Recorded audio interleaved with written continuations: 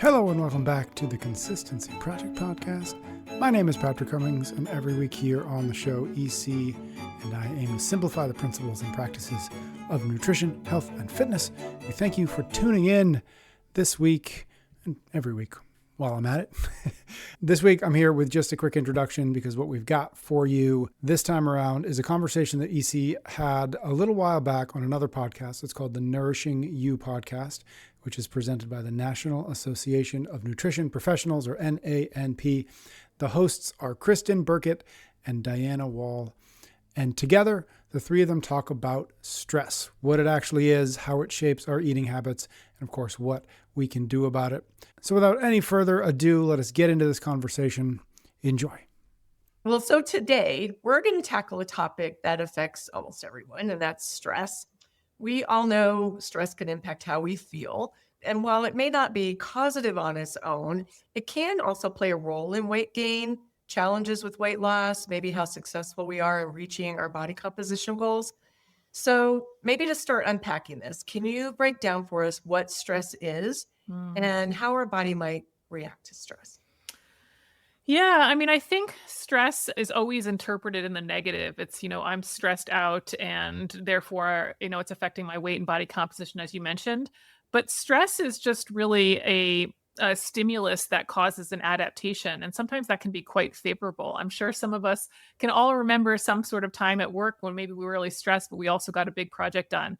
Or even stress from exercise causes a lot of favorable adaptations. So you really want to think about it as an external stimuli that's driving an adaptation, and that can be both favorable and it can also be not favorable. And so I like to remind people of that because I do see some stuff, especially in the social media online sphere as well, that even encourages people, away from exercise or certain types of exercise because of that fear of stress, which we can get into.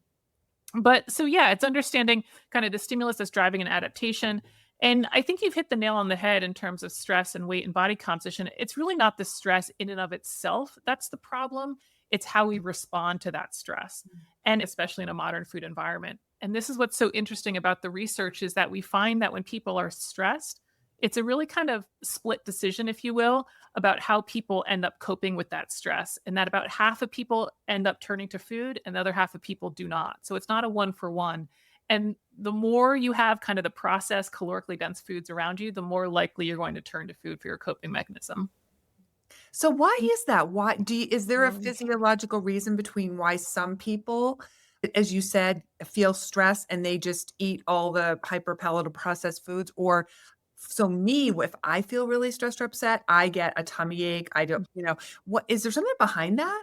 Yeah. Yeah, of course, there's more work to be done, totally delineating the pathways. As far as I understand, a lot of it has to do with that dopamine response, kind of that reward response from that calorically dense processed food. Stephan Guyenet, who wrote The Hungry Brain, I think is so excellent. Love that book. Yeah, so good. But anyway, he really describes dopamine as kind of like the learning neurochemical, which I really liked that in the sense of it kind of tells you to keep doing whatever you just did. And so that dopamine high is this sort of message to yourself to, okay, repeat what you did. And when we eat calorically dense foods from an evolutionary perspective, you want to remember that we would want to keep doing that because food was scarce. And so it's actually quite a natural response in our modern food environment to have that dopamine high and then to keep wanting that food from like a survival point of view. And so it seems to be that cortisol, which can go up when we're stressed, can even sensitize or make more sensitive that dopamine pathway and that dopamine response.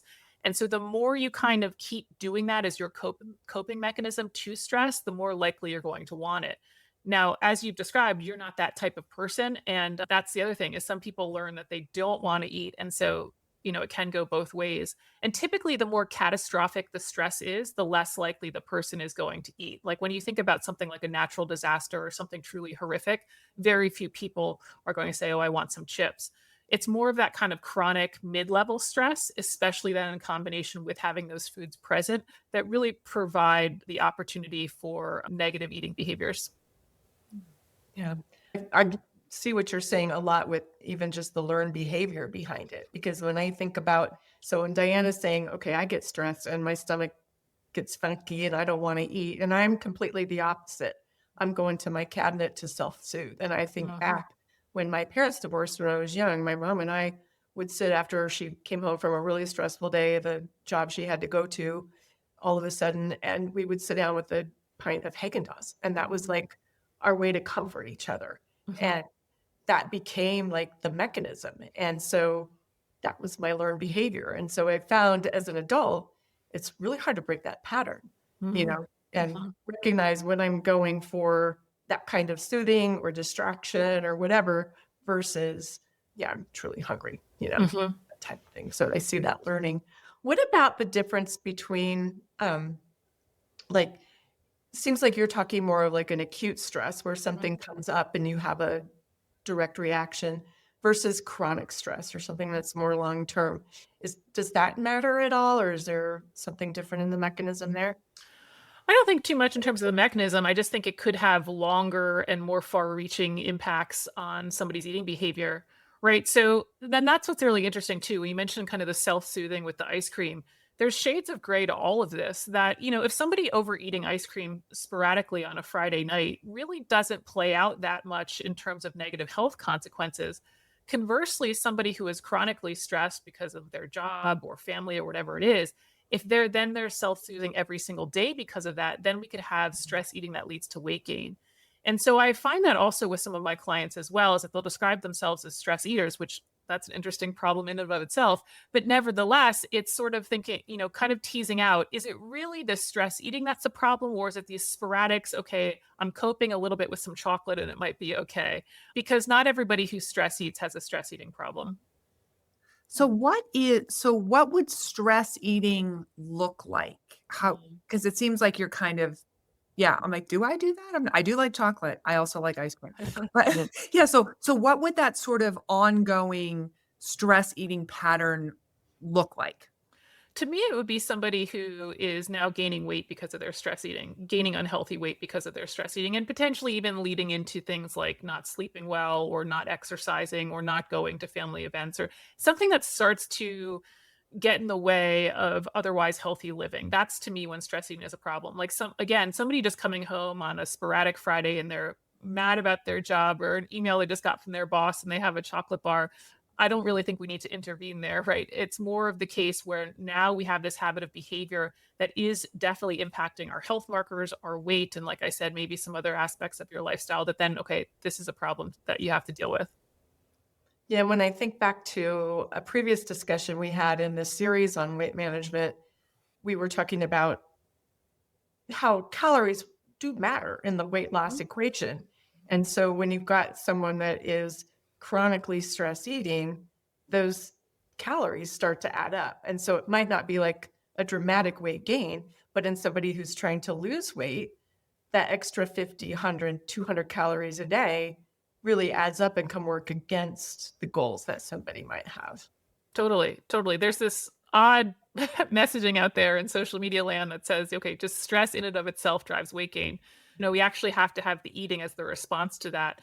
And that doesn't mean it's an easy problem to fix. Like I am sympathetic to people who are chronically stressed. It's just that I like to point out that we have to have the eating because that gives us the opportunity to get in between having the stress and then having the response of eating. Because that's the only way to kind of fix this, if you will. It's like, how do we stop and change the behavior? It's not just I'm stressed and so I'm gaining weight. It's I'm stressed, I turn to food and now I'm gaining weight. And so now we have to kind of break up that coping mechanism.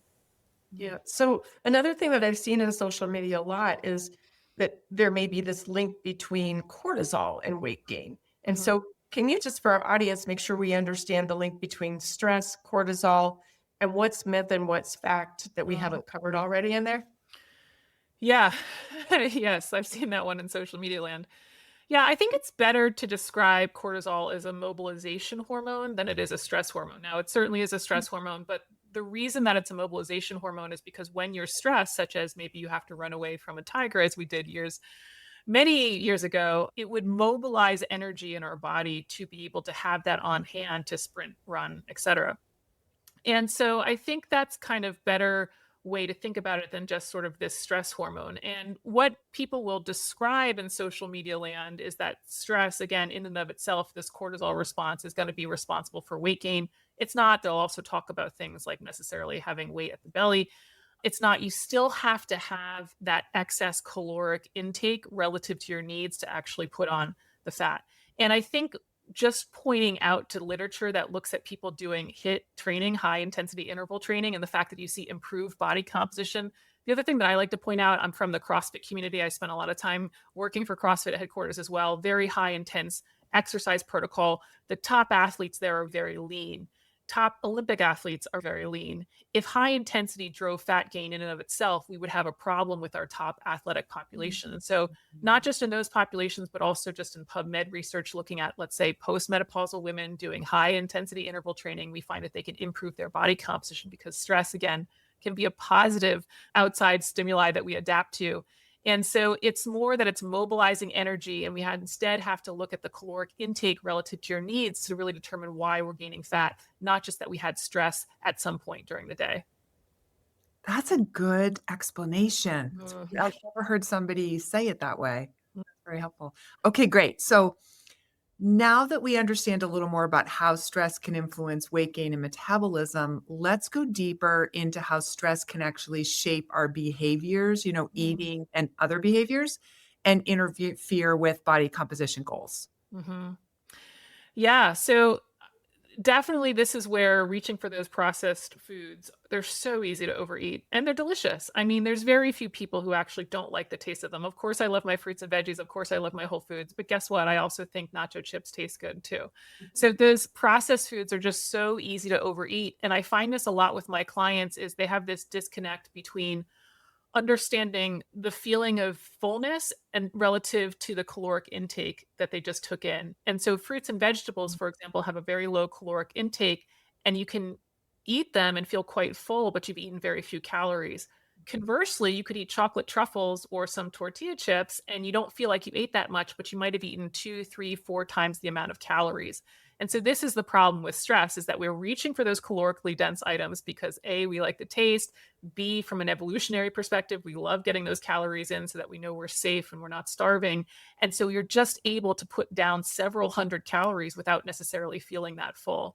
And I know that sounds like an exaggeration, but 1,000 calories goes by in like a split second. It's so easy to eat 1,000 calories. And so this is how it can ultimately lead to weight gain, especially over time.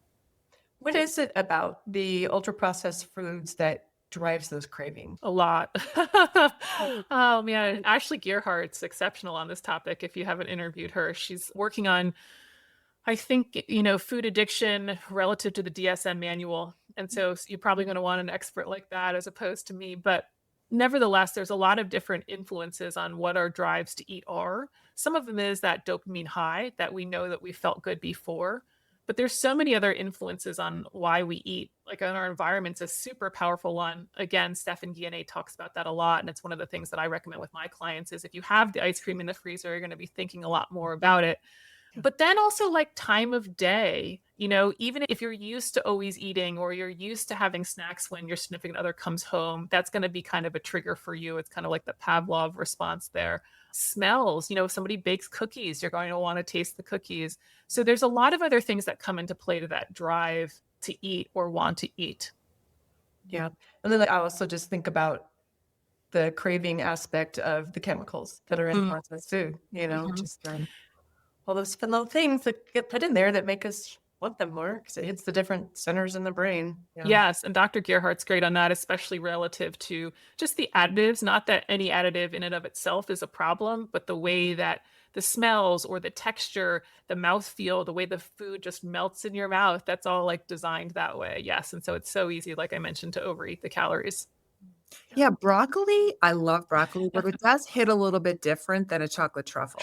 Correct. Yeah. It's a little Correct. different. Yeah, and I love that when I was talking about some of the food qualities with her, that melt in the mouth. I mean, when you think about fruits or vegetables, you would never describe them as melt in your mouth. Again, I love berries, I love broccoli, I love sweet potatoes, but never would I ever describe them as melt in your mouth. Conversely, when people talk about chocolate, it's like, I just can't stop and I ate so much. And it's partially because it's this like almost pre-digested food that just, again, you can consume so many more calories than intended. Yeah, and just for the listener, you've mentioned dopamine several times. Would you describe it as so you're saying it's a learned response, so we Mhm. remember that feeling before. Does that feel calming? Like what would someone get from that? Yeah, I mean, I would say more kind of relaxed or happy or satisfied. It's definitely more of like a motivational, again, it's that feeling of I want to do that again. So, Mhm. I guess that people can feel that in different ways, but I would definitely kind of calm, enjoyment type of overall feeling. Yeah. Mhm. Yeah. Almost like, I don't know, like kind of the word accomplished comes to my mind Oh, too, because you get the same kind of hit from social media, right? Like right. somebody likes something that you post and it's like, Oh, interesting. oh Yeah. yeah, I did that. I accomplished that. Like Right. same kind of thing when you eat those foods and you get that dopamine response. Oh yeah, that was good. I'm gonna do Mhm. that again. Exactly. So the calories directly from eating, from stress, can make an impact on all of these goals. What are some other ways that stress might interfere with reaching our goals that may, like, the secondary way affect weight management? Yeah, of course it depends on the severity. Sleep is a big one. As much as I love nutrition, I think there's some hacks like exercise and sleep that actually are kind of places to start. So if somebody's stressed out and they're not able to sleep well, this really can affect their eating behavior. What we find is that when you've had a poor night's sleep, haven't had enough sleep, the next day your appetite is increased, even if you've eaten enough calories, which is insane. Again, even if you've eaten enough calories, but you're on a little too little sleep, you're going to be more hungry. So, of course, then you might be reaching for more of the snacks, eating more calories than you need because you're tired. I also know there's been times when I'm stressed because of the work to do, and I'm thinking to myself, oh, I don't have time for my workout today. Let me just work through this hour. When, of course, we all know that it's much better to go get the workout done. You're actually going to be more productive. But of course, if you're, quote, too stressed for exercise, that can cut into your overall caloric balance and therefore kind of be eating away at your goals. So those are the big ones that come into mind. I mean, I guess again, that drive for these ultra processed foods, you're going to start choosing those over your fruits and vegetables. So then we have that decrease of nutrient quality, decrease of fiber. But those are kind of the big ones that I think about sleep and exercise, how it might be impacting those. And it's interesting because I talk about this a lot with my clients is that the lack of a poor night's sleep and Hmm. how it can affect you the next day and increase the hunger. And when I can't remember anybody that I've brought that up to that hasn't said, "Oh my goodness, yes, I've experienced that." It's so true. Hmm. And it's not only increases your eating, but the craving for like the carb, at least for me, like the more carbohydrate type of foods, but that is so real. And I believe I've seen research even with I think, they've restricted study participants' sleep for 5 nights. They've short slept them and then they're pre-diabetic at the end Hmm. of that. It affects your blood sugar. Like it's crazy what sleep deprivation can do to us. Hmm. Yeah, I mean, I think sometimes people, when they want to lose weight, the thought is, okay, I'm going to cut out the sugar or I'm going to count calories and all of this stuff. And sometimes I'm thinking to myself, let's just start with sleep. Again, I'm from the nutritionist here, but I'm like, let's just start with sleep. Or one of the things I've said a lot on social media is I do believe exercise is the nutrition hack because I think it helps kind of develop this belief that they can follow through on healthy behaviors. And I think it helps regulate appetite and it helps them sleep. So there's all these other things that sometimes people want to jump right into nutrition. And again, as much as I love it and think it's really powerful, I'm like, start with something else first. Well, I think that for many people, the nutrition is easier Mhm. than the sleep and the stress, which is Sure. why they wanna go there, right? Like starting an exercise program or being consistent with exercise or trying to manage, acute stress or chronic stress, like that's really hard. Mm. So I don't know, because I agree with you. I think those are as important as even though I'm a nutritionist, as important, but those are hard. Yeah, of course, it depends on the stress. Let's Yeah. say mom of four, something like that, working mom of four. I mean, there's a level of stress that you're not going to be able to take away. I do think, I came out of became a licensed nutritionist, I went down all of the rabbit holes on social media. I didn't eat fruit for a while because I thought it was too much sugar, a super restrictive diet, all the stuff that a lot of people fall to. And so I do think there is a good amount of food anxiety stress that is just perpetuated by some really bad information online. So there are some times when I think we can, I don't say more easy, but more easy than let's say the working mom of four, take away some of the stress just by giving kind of some good information and good simple guidance. Yeah, yeah. Well, I know I wrote down what you said about your really a big motivation for you is to make the complex simple. Mhm, mhm. And yes, oh my gosh. And sometimes even just giving people accurate information, simple information, you can see their stress go down, you know? Mhm. You can just see them relax a little. I was just thinking when with your size, like when somebody sits down with you and says, "I want you to go to bed earlier," or "I want you to get some sleep," like that's like, wow. Yeah. Yeah, for sure. Might be not what they're expecting from the nutritionist, right?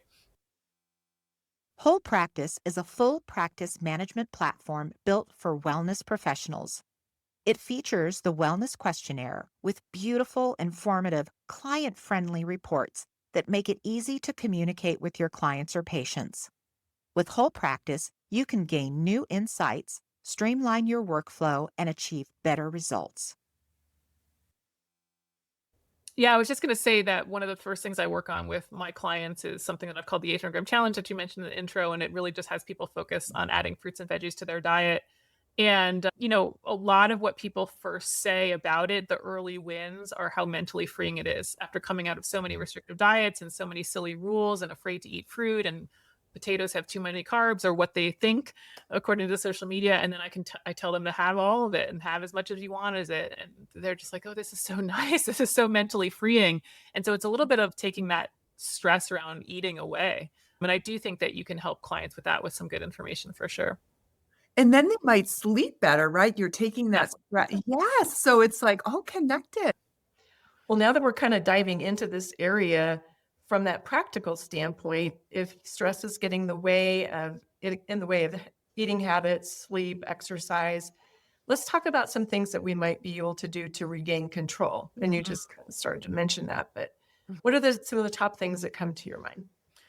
Yeah, I'm gonna sound like a broken record on the food environment. I do think it's pretty much the best control point you have. Obviously, we can't control the food environment in terms of the drugstores and the gas stations and the movie theaters and all of the other stuff, but you can control your own food environment.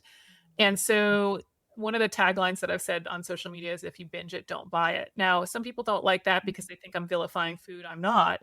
There's just going to be different trigger foods for different people. And especially if you're trying to lose weight, do not buy the food that you know you're going to eat all in one sitting. And I always joke around that there's a reason I don't buy the dark chocolate covered espresso beans from Trader Joe's. There's no need for me to eat the containner in one sitting. Oh So I my don't gosh, buy I them. have those in my pantry. I can't eat them because I'm, like, super sensitive to caffeine, but my Okay. husband and my one daughter are like, "Look, look, look." Yeah. Yeah. So, yeah. Yeah. That's so funny that you brought those up. Yeah. So, like, this is the thing. I think there's a lot in nutrition where people know themselves better than any nutritionist or coach ever will. And so you kind of have to start calling yourself out. It's like, okay, I know I'm going to eat all of the Doritos, or I know I'm going to overeat the Ben and Jerry's ice cream, whatever it is. Okay, we can't buy that for our house. That doesn't mean we can never have it. That doesn't mean it's a terrible food, but we have to start giving ourselves space, that time, so that when we're stressed, we have time to make a different decision. And if that thing's in your pantry or that thing's in your freezer, you don't have a lot of time. Now, sometimes my clients will say, well, I can still jump in the car and go to the gas station or whatever. Yes, understood. And it still takes longer than if it's in your pantry, right? So you still get a little bit more time getting in the car or getting the coat on if it's winter. Do I really want to go do this, right? So all of that is trying to give yourself a better chance to make a different decision. You might be in your pajamas. Yeah, Yeah. yeah. So that's a big one is the environment. And I do also encourage people to find foods they like that I know some nutritionists are going to roll their eyes at this one, but I do think that you can stress eat a little bit in the sense of, okay, have it. It's really not a big deal. I'm okay with people having Diet Coke. I don't think it's a problem. You like a sweet taste, go for it. Have a whole bowl of not dried, frozen de-thawed mango. I always have a bag of mango in my freezer. You put some tahini on it. I think it tastes like candy. Have the whole bag. It's only like 200 calories. It's not a big deal. Maybe it's flavored rice cakes. Maybe there's some other snack that you like, but you just don't have that same binge-like quality to. Have those in your house, but don't again have the foods that you would kind of consider your trigger foods. And it really is different for different people about kind of what foods are really make them kind of overeat, like that loss of control feeling. So that's a big one. That's a really big one. And then the other thing I have people do is I really have them focus on this fruit and veggie thing. I think there's a lot of diets that have people focus on the restrictions and what they can't have, and I think that ultimately makes them more attractive. And so 90% of Americans aren't eating enough fruits and vegetables. So I say, have at it. Have any fruits and vegetables you like. You don't like broccoli? Great, do more strawberries. You don't like strawberries? Great, do more apples, whatever it is. And it also includes things like potatoes and beans and corn and avocado. And so, yeah, they're trying to hit this 800 grams a day, and it kind of shifts the focus away from a restrictive mindset to more getting this calorically undense foods in their diet. And so that's kind of my two main approaches to kind of stress eating and changing the behavior. I had a question around food environment because I am with you. In fact, I will often recommend make your decision at the store, Mhm. just like you said, just in a different way of what you said. Yeah. And I don't always do that perfectly. But what do you have any tips for somebody who maybe can't? I don't want to say can't control because I guess you always have some control, but let's say you're a mom or a dad and you have several children at home. So you have, some kid food Mhm. that you might really like. Do you have any tips for that? Other than I've heard Steph and Guillain talk about, well, keep it out of sight at least. So Mhm. don't keep the cookies on the counter. Like maybe they're up in the cupboard or in the pantry so that you're not seeing them, but you have a bowl of like apples on the counter or pears or whatever. Do you have any tips for somebody who maybe can't control their environment that as much as they'd like to? Yeah, I mean, I have a couple opinions on that. I also like to preface this with I'm not a mom, so I know it's easier said than done in the parenting sphere, and I certainly understand there's a wide range of successful parenting techniques. Nevertheless, I think there's a couple things there. One, I do think there are going to be some snacks that the kids or the significant other like that maybe you don't like as much. And so those you can kind of lean into a little bit more. Like maybe you're not going to overeat, I don't know, the chocolate Cocoa Puffs, but they like a bowl of cereal in the morning. Okay, then that's something that is going to you're going to want to have more in the house if you want to do the snack thing versus necessarily buy the thing that you love. And I think there's a lot of stuff like that because again, we all have these different foods that are more and less appealing to us. But I would also say I'm sure you all are similar because you deal with clients, is a lot of their eating habits are set up over years and years. And you even mentioned eating ice cream with your mom, right? As like as a coping mechanism. And so I just encourage parents like, look, I see the clients in their 40s and their 50s and they want to lose 20 plus 50 pounds. It's not easy. It's really not easy. And so you want to think about it as like, what habits can we set up now? And I'm not vilifying sweets. I think they're delicious. I think you should celebrate holidays. I think you can enjoy snacks, all of that stuff. But I do think there's a little bit of like, oh, their kids have whatever. And instead, it's like, no, let's start setting them up for success now and trying to have some sort of mostly whole unprocessed food diet when they leave your house. And I think like hats off, job well done as a parent from the nutrition front. Yes, 100%. Yes, what she said. Good. Agreed. Whew. Agreed. Going back to, so there's strategies we can do like in our home, in our cabinets, in our pantries, refrigerators. What about going back to the concept of stress response? Like how we let stress come into us that drives that desire to binge or snack or eat to begin with. Yeah, I mean, there's a whole bunch of different techniques, and I think probably again somebody else is going to be the better expert on this one. But this is where you can do things like go for a walk, or try to move around, or drink water. Or I have multiple clients who have just tried different things, even say it out loud. And I feel stressed, and so I feel like I want to eat, but I don't want to eat because that's against my goals. Like kind of identifying it in the moment, trying to have something besides the kitchen, or maybe you would create a rule like I'm going to brush my teeth before I eat. Now, some people get mad about this type of stuff because they think it's, vilifying food. Again, we're not vilifying food. We're trying to change our behavior and a coping mechanism around food. So anything that you can do that gives you that extra minute to be like, you know what, I don't actually want that. Maybe it's I'm going to make sure I eat 2 apples before I eat the Dorito chips or something like that. And then by the time you're done with the 2 apples, you're like, you know what? I was just upset. I don't actually need the Doritos, or you eat the proper size of Doritos or something like that. So it's anything that you can do to create more time to start regulating with your own mind of what the trigger is, why you're upset, I'm upset, and if there's another way to handle it. Yeah. I think just beginning with reframing whatever's happening, before you even try to make the decision about eating. Am I really stressed? Am I busy? Am I procrastinating? Am I like just trying to really identify the emotion so that it's not, I don't know. I just feel like in our society, we're in love with the word stress. Mm-hmm. And that just has this huge connotation around what it like allows us to do or think, feel, be, react, whatever. And so I've been trying to help my clients a lot with choose a different word. Mm-hmm. I feel so what? Just anything but stressed. Like maybe it's that, but there's probably something else connected to it. And if you can deal with that, maybe you offset this whole emotional roller coaster that gets set off with the word stress. Mm-hmm. I don't know. Yeah, I mean, I know that this topic was stress, but I do think that's a really great point. I think people eat for lots of different reasons, to include procrastination. I don't feel like answering this email. Like, well, let me go see what's in the kitchen or something like that. So that ability to stop yourself and just sort of think, why am I eating? If you start to answer that question, I think can be really powerful, and try to reframe it away from just like, I'm stressed, I need to eat. Yeah, I work at home and I may or may not find myself in my pantry sometimes. Oh, And then I come to and I'm like, what am I doing what am in I here? doing? Yeah. Not even yeah, so just thinking about it, that's crazy.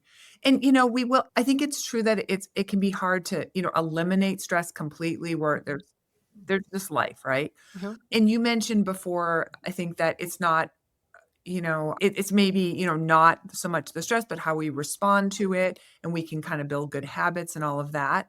So I'm wondering if somebody feels really stuck, is there like something like a small step they can take, right after they watch this to kind of help break that cycle and make them maybe be more aware of what's happening? Mm.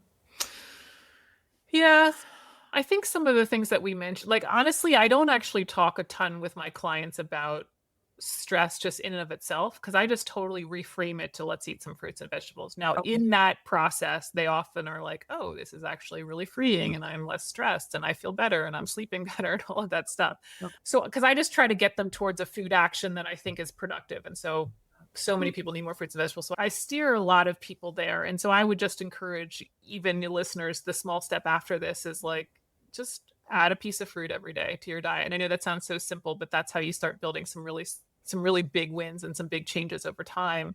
I think that question that we just sort of framed, like, why am I eating, is super powerful. And it might be because I'm hungry, and it might be because I want it. And those can be great answers, but often just giving yourself the time to pause, I think, are two really simple steps that I would probably just leave it at that. Like, add some fruit to your diet tomorrow and ask yourself, why am I eating? And I think that it can get you pretty far. Yeah, and the adding, I love that because most people, you guys have probably had the same experience where, one of the first things they say when you meet a new client is, well, I'm not going to give up coffee and don't take my blah, blah, blah, and don't take my, but if you can give them something, so guess what? You get to have, an apple if that happens to be in season right now, but whatever that might be, or more vegetables, or add something there, it blows their mind. Mhm. It's like, oh, this is already amazing. And, not only do you get to add something, but then you're adding so many vitamins and minerals and the fruits and that fiber that's so good for your tummy and also is filling. There's so many benefits to it. So I love that. I think that's a great strategy. Yeah, I don't really, I mean, it's going to sound like I treat every client the same, and I don't. People have different preferences, people have different targets and all of that stuff. I get it. But there's so much stuff with dieting, just like you're saying that they're not going to give up X, Y, and Z. I don't talk about any of that. Of course you're not. Of course you're not. We're going to eat some fruits and vegetables. You're going to pick them. You're going to pick the ones that you like. You can include potatoes. You can have olives. You want more fruit? Do it. Let's just go. And that's just my style a little bit too. As a coach, I'm very into kind of the action, like let's get moving towards the goal that you want. But I do find that, especially because so many people have been through all these crazy restrictive diets, that it just kind of de-emphasizes all of that and gets us moving in the right direction. Yeah. Well, I was also just thinking about something you said earlier in this podcast about, stress can be a positive thing for the body. We're so used to thinking about it as negative in every context. And maybe if we see that we're stressed, maybe we think about how that might help us, like build resiliency, right? Like that's part of what Yes. stress does for us, is helps us build resiliency, and that allows us to make better choices. So, I Love think it.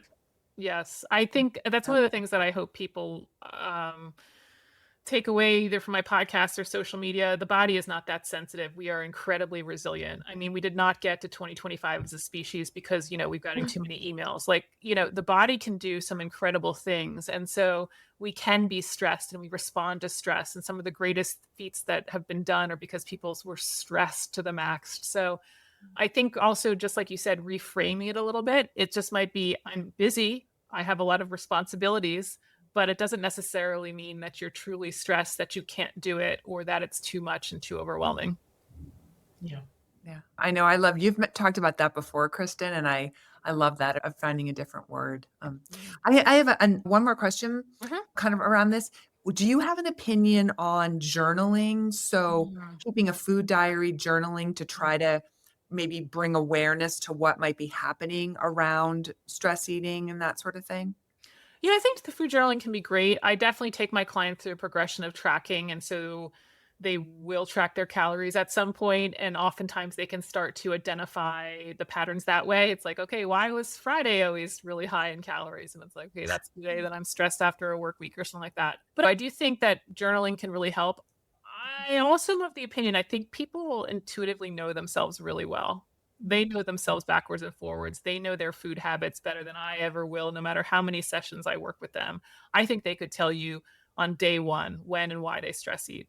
Now, I think journaling can help them deal with those emotions and process those emotions and maybe start to handle it in a different way. But I think that they know. I think that they know intuitively when and why they're doing it, but they just haven't figured out a way to regulate their emotions. And so journaling can be phenomenal for that. Yeah, so I guess maybe we just kind of have to be honest with ourselves sometimes, right? Be willing to look in the mirror. Totally.